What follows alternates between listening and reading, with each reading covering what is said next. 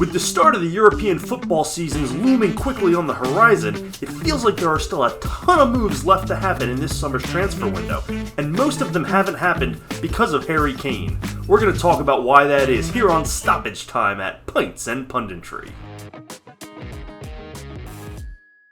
Welcome back to Pints and Punditry here at Total FIFA Career Mode, and I'm being a little harsh on Harry Kane so far because I don't think fault or blame is really the right word, although it is his potential transfer that is holding up the entire transfer market, particularly in the striker-forward, goal-scoring sort of arena. So I want to talk about what else is sort of waiting for that first domino to fall. That's what we're going to talk about today here on Pints and Punditry. If you haven't already, hit that subscribe button for me. Like the video while you're at it. I want to hear your comments. Which moves are you waiting on? What do you think will happen as soon as the Kane move takes place? If it takes place, that's the big if right now. And of course, if you don't already, go ahead and follow us on Twitter at TotalFIFACM. So everybody knows the rumor by now. Harry Kane wants out of Tottenham. He doesn't feel like he's ever going to win. And it's coming to a head now because there is 1 year left on his contract. Tottenham does not really want to sell him. He is their best player. He is their showcase. He is everything to that club. He's the closest thing that Tottenham has to an identity, at least before they got a new manager who is instilling a new identity in them. So they don't really want to sell him off, but they cannot. They have openly said that they cannot lose him for free, and he is refusing to sign a contract extension, thus forcing their hand. So it has felt like an inevitability that he is going to be sold, more so than in previous years when he's been linked with Manchester City and others. That felt more like tire kicking. This feels more like it is inevitable that he goes somewhere. And the strongest rumor throughout the summer has been the link to Bayern Munich, and it makes a lot of sense.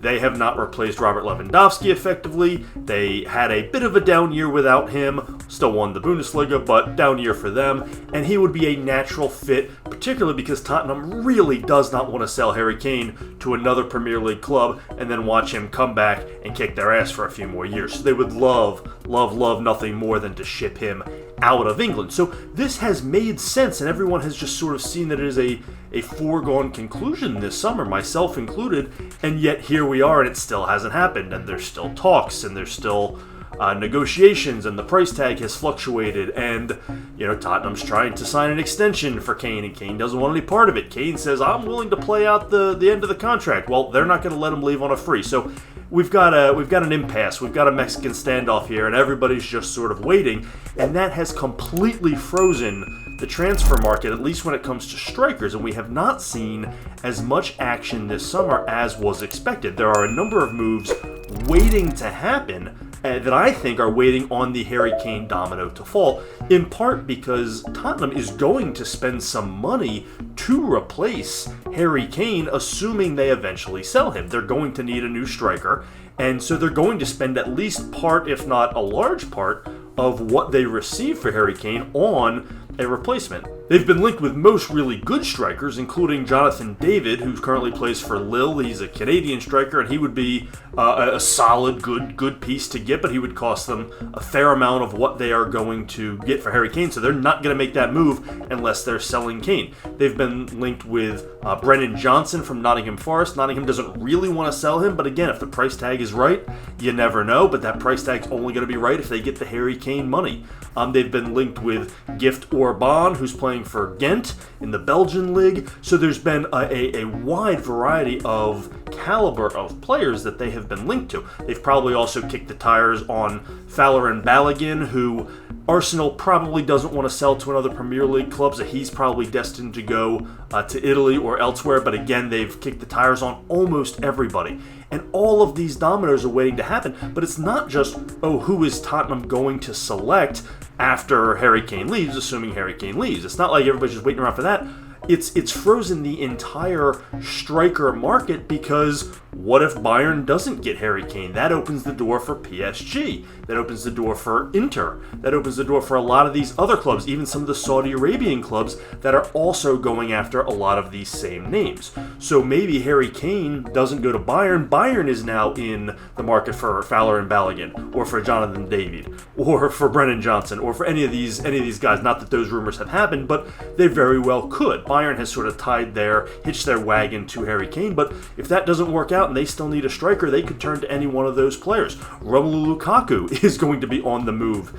Chelsea does not want him back, and his loan at Inter is basically done, so he's been linked with Juventus, who is in the process of trying to sell off Dusan Vlahovic, right? So there's all these dominoes that need to fall. Vlahovic is probably the best option, the backup option for Harry Kane. We did a video on that, and he could be the 1B to Harry Kane's 1A in terms of being the next best striker on the market.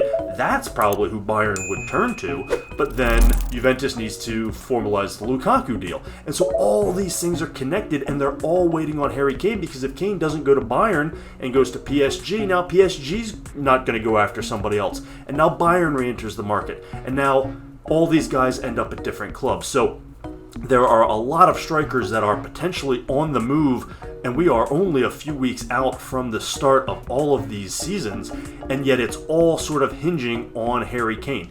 I can't believe Tottenham will let him come back with 1 year left on his contract and then leave on a free. That would be absolutely catastrophic for them. It would make them better this season, but to what end? They're really not going to compete that well this season. They are rebuilding. They've got to get the move done, even if it's for 75 cents on the dollar in terms of his value. And then as soon as that move happens, whether it's probably to Bayern, but maybe to PSG, maybe somewhere to Saudi, maybe somewhere, as soon as that move happens, you're going to see an influx of striker-related transfers within a week, because everybody is lining their dominoes up to get these moves done as quick as possible. They've had their negotiations, they've set their prices, and all of it is hinging on Harry Kane.